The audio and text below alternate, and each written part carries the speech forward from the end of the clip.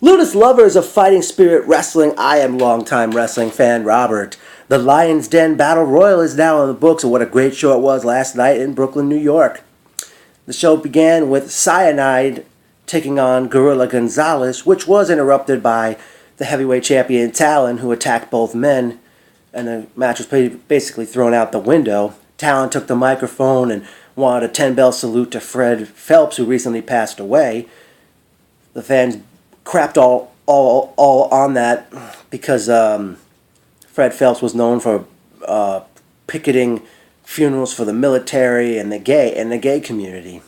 Eventually, this brought out the Machine Sam Shields, and Talon skied out of the ring, and Shields took the microphone, saying he was going to win the title later in the evening. Now, back to the action. Benny Martinez defeated Bandito Jr. to retain the Primero Championship in a very good matchup. Hopefully Bandito will return to FSW in the future. Then Sidney Cloud had come out and took the microphone and said to Benny that he won the last Lion's Den and was exercising his shot at a championship. And he challenged Benny right then and there for the Primero Championship, and Benny Martinez defeated Sidney Cloud to retain the Primero Championship.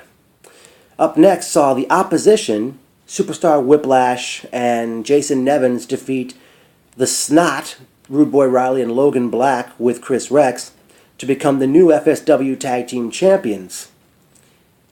Early in the bout, Nevins threw Riley into the crowd, and Riley landed on Miguel Ortiz III. Poor kid's chair ended up breaking, and somebody was kind enough to grab an empty chair and bring it for him. But very competitive matchup, and new tag team champions were crowned. And then we saw heavyweight champion Talon defeat the Machine Sam Shields to retain the heavyweight championship. And very good matchup from both men. Liked what I saw. At that point, was it? No, wait. I don't know if this was... Okay, well, I think I could be wrong. No, wait. I think they had an intermission at that point. I think right after that, or maybe before an intermission, it was announced that the next FSW show will take place on Saturday, April 19th. But then Joel Maximo and his wife Elena came in the ring and announced to the crowd that they got another show on Friday, May 2nd. And up on the screen they showed that a man will be appearing on that show, and that will be former WCW Cruiserweight Champion Ultimo Dragon will be appearing, and I understand he'll be doing a seminar with them on Sunday, May 4th. That's a pretty big announcement, and wonder where did the money come from to get him. And then it was on for our main event, which was the Lion's Den Battle Royal, which was basically a Royal Rumble matchup, where they say 30 participants, but I don't know if we had 30 participants in this encounter, because I lost count as more and more people were coming to the ring. But among I know Sasha Jenkins was number 1, Gino DeGod was number 2. Among other participants throughout this match, we saw Rude Boy Riley, Logan Black, Chris Rex, Suntan, Greg Jones, Malice Oceans, Dashing D. Weatherford, Matt Stryker, Robbie E., Nutrius X, Nick Payne, Big Daddy Dre, Leon the Lion, I'm very impressed with that guy, Bonesaw Jesse Brooks,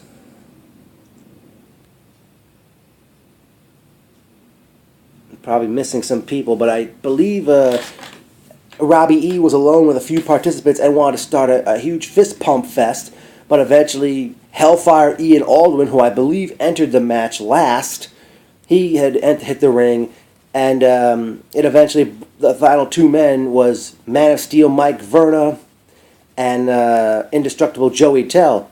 Just remembered a few other participants. Machine Sam Shields, Hakeem Ali, probably missing a few more. But yeah, it was down to one-on-one Verna and Indestructible Joey Tell. Eventually, heavyweight champ Talon comes out, and I forget how that ended up who distracted who, but eventually E-Tail was going for his finisher, which was like a sit-out pedigree type move, but Verna countered, backdropped E-Tail, and got a 3 count. And now the Man of Steel gets to exercise an opportunity at any championship he wants at any time, I think, is the rule. It's like a Money in the Bank that WWE kind of does. Well, it's off to the personal notes now. It was great seeing Mike McNicholas, Nicole, Kenny, Melissa, Miguel Ortiz, Stephen Ross. I have to say, Slice of Brooklyn has some great pizza at the corner of 4th Avenue and 31st Street. And I noticed up on the window they had a flyer hung up for the Warriors of Wrestling show that's happening in Brooklyn on Saturday, April the 5th. Joel, maybe you might want to go over there and see if you can hang posters and flyers for your shows over there. Oh, by the way, Joel, I hope there's some FSW t-shirts in the works. I believe throughout the night people were chatting, was it Granny Panties or Grandma Panties at Sydney Cloud? Also, just remembered a few more participants from the match. The returning Matthias Olympian, newcomer Magma. That damn kendo stick went to bits. Oh, another participant I forgot about, PJ Stackpole. I don't know how long he lasted or took a while to get in there. I did not like the fans chanting "Chocolate Cowboy" at Suntan. That was a bit too far, folks. And this match only had like 5 or 6 matches on the show, and the show ended like 10:38 p.m. So very good time, and can't wait for April 19th. I forgot the name of that very show. Great commentating with Melissa.